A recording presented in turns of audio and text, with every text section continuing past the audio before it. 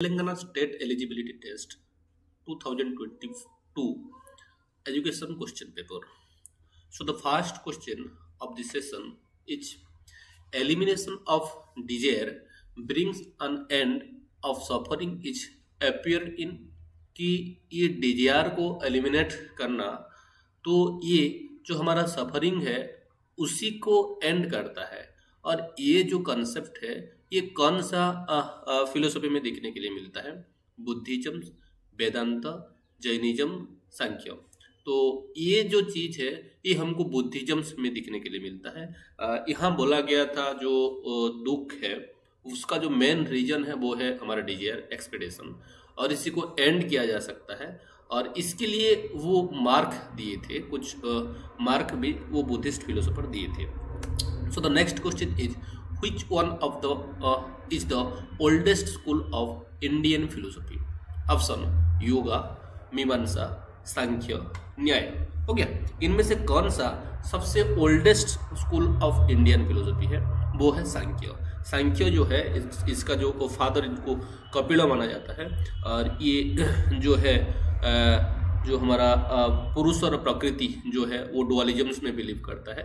Okay, और ये India का सबसे पुराना जो फिलोसफी है, ओल्डेस्ट फिलोसफी माना जाता है। ओके, नेक्स्ट, और इसमें 24 एलिमेंट हमको देखने के लिए मिलता है। Next, education according to the natural laws of human development has been accepted by, कि एजुकेशन जहाँ की हमारा जो नेचुरल लॉज के अकॉर्डिंग होता है, तो ये कौन सा फिलोसोफर इसको एक्सेप्ट किए थे? वैकन, कम्युनस, Stanley hall and Rousseau.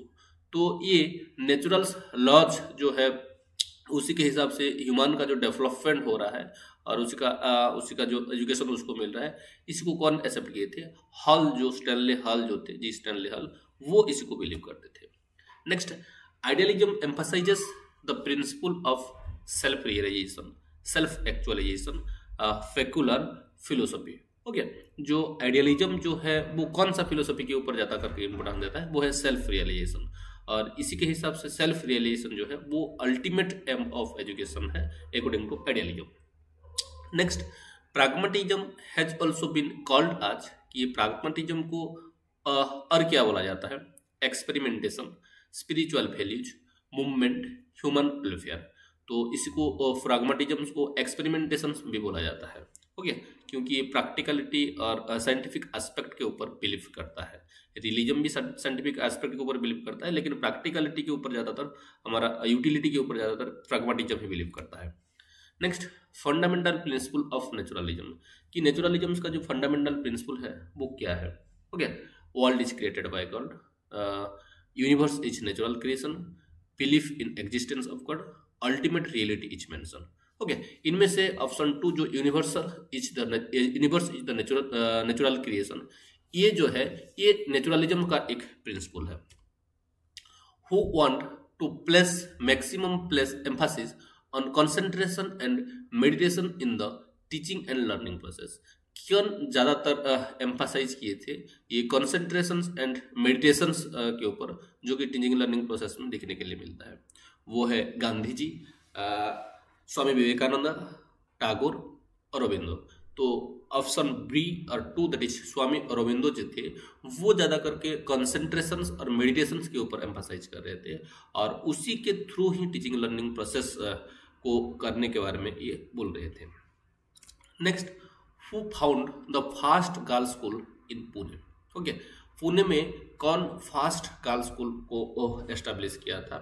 Option B R Ambedkar, Savitri Jyotirao Phule, Anna Bhau Sathe, Gandhi ji.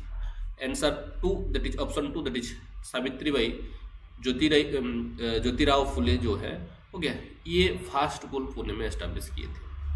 Which one emphasize the role of power struggle between different group shaping society, कि इनमें से कौन सा वो जो एम्फासाइज करता है कि रोल ऑफ पावर स्ट्रगल को, जो कि दो ग्रुप के अंदर सोसाइटी का वो स्ट्रगलिंग होता है, different group shaping society. Option education, social action, feminism, social conflict theory.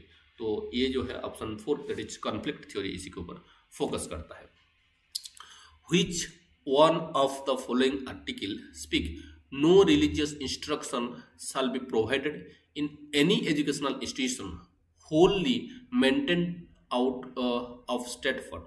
कि हमारा कॉन्स्टिट्यूशन का कौन सा आर्टिकल बोलता है कि कोई भी रिलीजियस इंस्ट्रक्शन जो है वो एजुकेशनल इंस्टीट्यूशंस में shall be provided in any educational institution, कोई भी एजुकेशनल इंस्टीट्यूशन में प्रोवाइड नहीं किया जाएगा Holi maintain out of the state, कि कोई भी गवर्नमेंट मेंटेन और गवर्नमेंट फंडेड स्कूल में ये रिलीजियस इंस्ट्रक्शन प्रोवाइड नहीं किया जाएगा। ये हमारा कौन सा आर्टिकल बोलता है? आर्टिकल 45, आर्टिकल 25, आर्टिकल 28(1) और आर्टिकल 29। तो इसका बारे में बोलता है आर्टिकल 28(1). हो गया। आर्टिकल 21(I) में लिखा गया है कि कोई भी state funded government funded school और एजुकेशनल इंस्टीट्यूशंस में रिलीजियस इंस्ट्रक्शन नहीं दिया जाएगा। आर्टिकल 45 बोलता है कि अर्ली चाइल्डहुड टू लेकर 14 ईयर तक free and compulsory education. Article 25, 23, 24, 25 ये भी जो हमारा रिलीजियस माइनॉरिटीज उसके ऊपर बोलता है। आर्टिकल 29 भी हमारा रिलीजियस माइनॉरिटी के ऊपर बोलता है। Next, according to NCTE each B.Ed college should be attached to at least number of practicing school, कि NCT के हिसाब से एक B.Ed कॉलेज को एटलीस्ट कितना वो प्रैक्टिस टीचिंग्स के लिए कितना प्रैक्टिसिंग स्कूल के साथ एसोसिएट रहना चाहिए। Option 10, 6, 16, 26, 25 and option 1 that is 10। हो गया। ये NCT का हिसाब से हर एक B.Ed कॉलेज को एटलीस्ट 10 जो प्रैक्टिसिंग स्कूल है उसके साथ अटैच होकर रहना चाहिए। Next, curriculum should be child centred according to, ये करिकुलम्स जो है वो चाइल्ड सेंटर्ड होना चाहिए किसी के हिसाब से। NCF 2005, NCF 2009, NET 2020, Kothari commission report. तो जो आंसर है वो है ऑप्शन 1 दैट इज NCF 2005। उसी के हिसाब से ये करिकुलम जो है वो चाइल्ड सेंटर्ड होकर रहना चाहिए। Kothari commission is known as, कि कोठारी कमीशन को और क्या बोला जाता है? National commission 1964-66, national education commission 1964-66, national higher education 1965-66, national commission 1966-68। Okay, so the answer of this question is option 2 that is national education commission 1964 and 66 भी इसको बोला जाता है। Which commission emphasises on the idea of university and advocated a number of major structural changes, कि कौन सा committee 2009 में जो आया था वो एम्फसाइज किया था कि जो यूनिवर्सिटी है उसी को idea of university and advocated A number of मेजरल structural. हो गया। कौन सा जो कमिटी है वो ज्यादातर यूनिवर्सिटी में स्ट्रक्चरल चेंजेस के बारे में वो बोल रहा था। National advisory board, doctor Yashpal committee, Kasturi Rangan, justice Verma committee. तो आंसर जो है वो option 2 that is doctor Yashpal committee जो था वो जो यूनिवर्सिटी में मेजर स्ट्रक्चरल चेंजेस के बारे में वो बोल रहा था। Next, when did new education policy framed, कि ये न्यू एजुकेशन पॉलिसी को कब फ्रेम किया गया था? 1986, 1991, 1964, 1968। तो उसी को NEP जो था उसको 1986 में फ्रेम किया गया था, national education policy 2020। Okay. 5+3+3+4 structure of education system is introduced by NEP 1986, NEP 2020, NEP 2019, NEP 2018। So the answer of this question is option B, that is 2, that is NEP 2020. The economic system of development is essentially connected with, कि जो economic system of development जो है वो essentially किसी के साथ connect होकर रहना चाहिए? Social system, economy, educational system, economic system. So the answer of this question is option 3 that is educational system के साथ एसोसिएट होकर रहना चाहिए। Next, dash claim that education arises the way by increasing production, कि कौन सा theory claim करता है कि ये एजुकेशन जो है वो रेज करने से वो प्रोडक्शन जो है वो ऑटोमेटिकली इंक्रीज होता है? Capital theory, human capital theory, signalling theory, economical theory, वो है human capital theory. Human capital theory में ह्यूमन के ऊपर इन्वेस्ट किया जाता है और इसी का जो लॉन्ग टर्म इफेक्ट है वो दिखने के लिए मिलता है। ओके, नेक्स्ट जो है macro finance deal with okay an overall social structure, small business, employment, industry. तो देखिए कि 2023 में क्वेश्चन आया था कि मैक्रो के अंदर, मैक्रो मतलब जो जिसका स्कोप की बहुत ज़्यादा रहता है, माइक्रो मतलब जिसका स्कोप कम रहता है, और इसीलिए यहाँ ओवरऑल सोशल स्ट्रक्चर जहाँ देखा जा रहा है वो मैक्रो को डील करता है। Okay, next, test is associated और test is a process where norm, belief, value and standard of society are learn. कि क्या एक प्रोसेस है जिसके थ्रू कि हम लोग norm, belief, values, standard of society इस सबको हम लोग लर्न करते हैं। Option education, socialisation, knowledge, attitude. So the answer of this question is option 2, that is socialisation. Test stage is the earlier in पियाजे थ्योरी ऑफ कॉग्निटिव डेवलपमेंट। हो गया कि कौन सा स्टेज को अर्लियर स्टेज माना जाता है पियाजे का कॉग्निटिव डेवलपमेंट थ्योरी के हिसाब से? Pre operational, sensory motor, concrete operational, farmer operational. जो आंसर है वो दोनों है, प्री ऑपरेशनल और सेंसरी मोटर। ये दोनों स्टेज को क्या बोला जाता है कि अर्लियर स्टेज माना जाता है पियाजे का कॉग्निटिव डेवलपमेंट थ्योरी के हिसाब से। Next, who was the first personality theorist adopted trade approach? कि इनमें से कौन सा साइकोलॉजिस्ट फर्स्ट जो ट्रेड थ्योरी है, हो गया पर्सनालिटी थ्योरिस्ट है, वो पर्सनालिटी थ्योरिस्ट है जो कि ट्रेड अप्रोच को एडॉप्ट किए थे? Option Carl Roger, Maslow Roger, GB Alford, Watson. So the answer of this question is option 3, that is GB Alford. Programme learning is related to Pavlov, Thorndike, Bandura, Skinner. तो answer of this question is option 4, that is PF Skinner, PF not BF Skinner. Okay, यहाँ थोड़ा सा रंग है, PF नहीं है, ये BF Skinner है। Next, multiple intelligence was proposed by, multiple intelligence कौन प्रपोज किया था? Raymond Cattell, Vernon Howard, Gardner, Thurstone. जो आंसर ऑफ दिस क्वेश्चन है वो ऑप्शन 3 है, तो गार्डनर है। Who developed laws of perception? कि ये लॉज ऑफ परसेप्शन इसको कौन डेवलप किया था? कुट कोपका, वुल्फगैंग कहलर, मैक्स विदमर, कुट लेविन। जो इसका जो डेवलपर है वो है कुट कोपका एंड मार्क्स विदमर। ओके, ये दोनों डेवलप किए, तो दोनों से दोनों गेस्टल साइकोलॉजिस्ट थे। ओके, परसेप्शन जो है, लॉज ऑफ परसेप्शन, वो कुट कोपका और वेल्दिमर्स डेवलप किए थे। Which one is the correct stage of creativity? कि कौन सा करेक्ट स्टेज है क्रिएटिविटी का? Synthetic morphological analysis, brainstorming, intelligence, perception, preparation, incubation, insight, evaluation.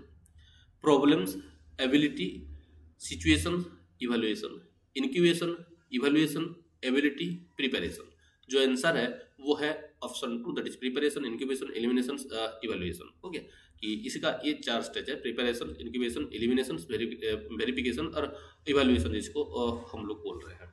Okay, next, who is the exponent in the eclectic counselling? Karl रोगर, FC. Thorne, Albert Ellis, glacier.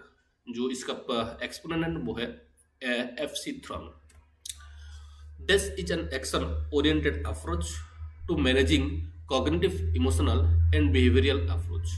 हो गया कि कौन सा एक एक्शन ओरिएंटेड अप्रोच जो कि कॉग्निटिव और इमोशनल और बिहेवियरल अप्रोच को मैनेज कर रहा है? Emotive, PCT, RBET, RBET. हो गया, जो REBT, RBET. Option 3, that is REBT, rational emotive behavioral therapy, I think. Please comment the full form of REBT। हो गया, ये क्या करता है? Cognitive, emotional and behavioural approach को डील करता है। Next, who is the exponent of client centred counselling? हो गया, client centred counselling, FC. Thorne, Carl Roger, EG. Williamson, Albert Alice. हो गया, ये क्लाइंट सेंटर्ड काउंसलिंग जो है इसका जो एक्सपोनेंट है वो कार्ल रोगर है। और ये क्लाइंट सेंटर्ड काउंसलिंग को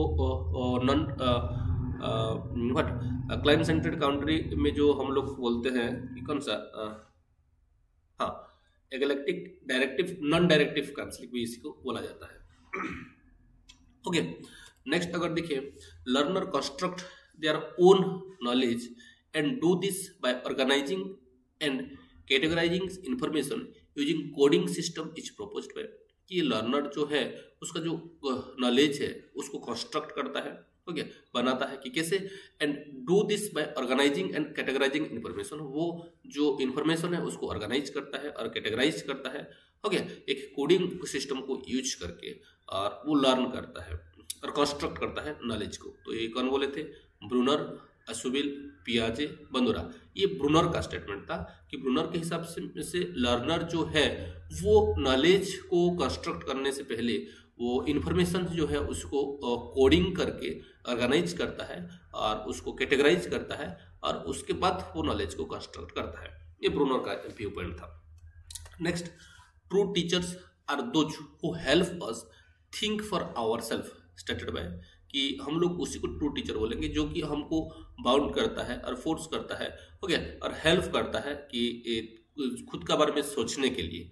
Krishnamurthy, doctor Sarvepalli Radhakrishnan, Tagore and WH. Kilpatrick. जो आंसर है वो है option B, that is 2, that is doctor Sarvepalli Radhakrishnan. Coordinate and monitor the development of teacher education is one of the aim of, कि कोऑर्डिनेट करना और मॉनिटर करना ये टीचर एजुकेशन को, ये किसी का एक एम है। NCERT, NCT, UGC, NUEPA. Answer of this question is option 2, that is NCT. Okay, NCT का जो रोल है वो कोऑर्डिनेट करना टीचर एजुकेशन को और उसके साथ साथ मॉनिटर भी करना, और एनसीटी का जो एस्टेब्लिशमेंट है वो 1993 के एक्ट के हिसाब से 1995 में उसका हुआ था। ओके, इसी को बहुत बार क्वेश्चन में पूछा गया है। डेस takes effort to undertake, promote, coordinate research in the area related to school education। कौन जो रिसर्च करवाता है, प्रोमोट करता है रिसर्च को, कोऑर्डिनेट करता है रिसर्च का, इस स्कूल एजुकेशन का फील्ड में? NCT, NCERT, RI, diet. Answer of this question is option 2, that is NCERT. आप सबको पता ही है एनसीटी जो है टीचर एजुकेशन को डील करता है, एनसीईआरटी जो है वो स्कूल को डील करता है, और एनसीईआरटी का जो regional centre, regional institute of education, उसी को बोला जाता है, और डाइट जो है वो भी ये प्राइमरी स्कूल एजुकेशन को डील करता है। ओके, नेक्स्ट अगर हम देखें, which one is the oldest model of professional education, कि ये प्रोफेशनल एजुकेशन का सबसे पुराना मॉडल किसी को माना जाता है? Reflective model, craft model, applied science model, value added model. जो क्राफ्ट मॉडल है ऑप्शन 2, उसी को क्या माना जाता है कि सबसे ओल्डेस्ट मॉडल माना जाता है प्रोफेशनल एजुकेशन में। Next, 4 stages of experimental learning theories, कि एक्सपेरिमेंटल लर्निंग थ्योरीज जो है इसी का जो 4 स्टेज है वो कौन कौन सा है? Concrete learning, reflective observation, abstract conceptualisation and active experimentation. Option B 2, concrete observation, conceptualisation, action. 3, concrete learning, conceptualisation, reflection, active. Option 4, reflective observation, concrete learning, abstract conceptualisation, active experimentation. तो इसी का आंसर है वो है option 1, that is concrete learning, reflective observation, abstract conceptualisation, active experimentation. ये क्या है? ये एक्सपेरिमेंटल लर्निंग का 4 स्टेज है, लर्निंग थ्योरीज का 4 स्टेजेस है। यहाँ क्या करता है? पहले कॉन्सेप्ट को लर्न करता है बच्चा, उसी को जो रिफ्लेक्शन है उसी को ऑब्जर्व करता है, और वो ऑब्जर्वेशन से वो एब्स्ट्रैक्ट कंसेप्चुअलाइजेशन करता है, और उसके बाद एक्टिव एक्सपेरिमेंटेशन वो करता है। Next, who propounded inquiring training model. ये इंक्वायरिंग ट्रेनिंग मॉडल जो है इसको कौन प्रोपाउंड किए थे? Option 1, Montessori, Lucas, Richard Suchman, Wolfgang Fichtner. जो आंसर है वो है रिचर्ड सचमैन जो है वो इंक्वायरिंग ट्रेनिंग मॉडल जो है उसी को प्रोपाउंड किए थे। Next, professional efficiency of the teacher can be increased by, कि टीचर का जो प्रोफेशनल एफिशिएंसी है इसी को कैसे इम्प्रूव किया जा सकता है? Teacher education, in service teacher education, pre service teacher education, scope of education. जो प्रोफेशनल एफिशिएंसी है टीचर का वो उसी को इन सर्विस टीचर एजुकेशन के थ्रू ही क्या किया जा सकता है कि डेवलप किया जा सकता है। Desk in education help to run the system smoothly. इनमें से कौन जो हमारा सिस्टम है एजुकेशन सिस्टम उसको स्मूथली रन करवा सकता है? Learner, tutor, ethics, mentor. वो है एथिक्स। ओके, ना ट्यूटर ना लर्नर ना मेंटर। यहाँ एथिक्स जो है, रूल्स रेगुलेशन गाइडलाइंस जो है वो क्या कर सकता है कि एक सिस्टम को स्मूथ वे में रेगुलेट कर सकता है। Which one is the innovative teaching strategy? इनमें से कौन सा एक इनोवेटिव टीचिंग स्ट्रेटेजी है? Option blended learning, fair learning, cooperative learning, teacher centred learning. जो आंसर है option 1 that is blended learning जो है वो एक तरह का इनोवेटिव टीचिंग स्ट्रेटेजी है। Expand CSSTE। CSST का फुल फॉर्म क्या है? Centrally sponsored scheme on teacher education, centre for piece science and technology education, cultural studies and social thought in education, centrally sponsored system on teacher education. जो answer है वो है centrally sponsored scheme on teacher education, उसी को CSSTE बोला जाता है। Which the centre of who is the centre of the curriculum? Option teacher, school, learner, management. जो आंसर है वो है learner. William Kilpatrick stated that option curriculum is a set of experience, emphasize social studies, curriculum should produce outcome, the purpose of the curriculum is child development and growth. So the answer of this question is the purpose of curriculum is child development and growth. ये किलपेट्रिक के हिसाब से जो curriculum है उसी का purpose क्या होना है, क्या है कि चाइल्ड का कैसे डेवलपमेंट हो सकेगा और उसी का अच्छे से कैसे ग्रोथ हो सकेगा, इसी का ये मेन पर्पस है। Next, which are the 3 laws of learning proposed by Edward Thorndike? Option law of readiness, law of neediness, connection, exercise. Laws of readiness, laws of exercise, laws of effect, law of stimulus, response, effect, connection, laws of effect, response. So the answer of this question is option 2, that is laws of readiness, laws of exercise, laws of effect. ये जो है ये Edward Thorndike जो थे उनके हिसाब से ये लॉज ऑफ लर्निंग है। Next, subject centred curriculum model related to.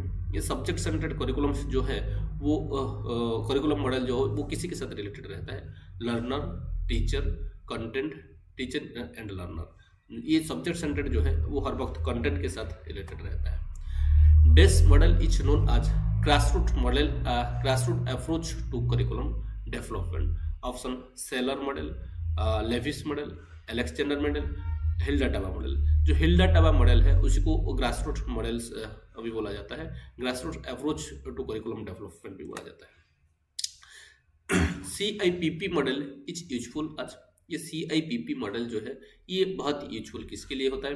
Decision making model to aid decision maker in making training more effective, problems making model, problem making model, neglecting training proposes, decision failure model. ये जो है वो option 1 decision making model to aid इस CIPP को context input process output जो model है इसी को डिसीजन मेकिंग मॉडल भी बोला जाता है। ये एक डिसीजन मेकर को हेल्प करता है कि एक इफेक्टिव डिसीजंस लेने के लिए। नेक्स्ट जो है ह्यूमनिस्टिक अप्रोच कंसिडर्ड। ये ह्यूमनिस्टिक अप्रोच को कैसे कंसिडर किया जाता है? फॉर्मल करिकुलम का जैसे planned curriculums and hidden curriculums, informal curriculums, hidden curriculum. जो आंसर है वो planned curriculums and hidden curriculums हो गया। ह्यूमनिस्टिक अप्रोच क्या कंसिडर करता है? Planned curriculum and hidden curriculums को कंसिडर करता है। Global free evaluation model, global free evaluation model, ये ग्लोबल फ्री नहीं है, goal free evaluation model is developed by Michael Scriven, Tyler, Stake, Kilpatrick. इसी का जो आंसर है goal free model, goal free evaluation model वो है Scriven. Next, child curriculums is called as actual curriculums, traditional curriculum, experience curriculums, null curriculum. So the answer of this question is experience curriculum. Which one refers to phase of curriculum changes? कि इनमें से कौन सा curriculum changes का phases है? Planning activities evaluation, planning evaluation and implementation, planning evaluation and implementation, designing arrangement evaluation, implementation designing and evaluation. हो गया। आप सबको लग रहा होगा इवैल्यूएशन जो है वो लास्ट में जहां है वो उसी का आंसर है, लेकिन ऐसा नहीं है। ये देखिए कि ये करिकुलम चेंजेस का बारे में बोल रहा है, ये करिकुलम चेंज का प्लानिंग का बारे में जो स्टेजेस है फेजेस है वो बोल रहे हैं। पहले हमको प्लानिंग करना पड़ेगा, वो प्लानिंग को इवेल्युएट करना पड़ेगा, ओके, और उसके बाद हमको क्या करना पड़ेगा, प्लानिंग करना पड़ेगा, प्लानिंग के हिसाब से इवेल्युएट करना पड़ेगा, उसके बाद हमको क्या करना पड़ेगा कि इम्प्लीमेंट करना पड़ेगा कुछ चेंज करके, ओके। तो इसीलिए option 2 that is the right answer for this question. So thank you.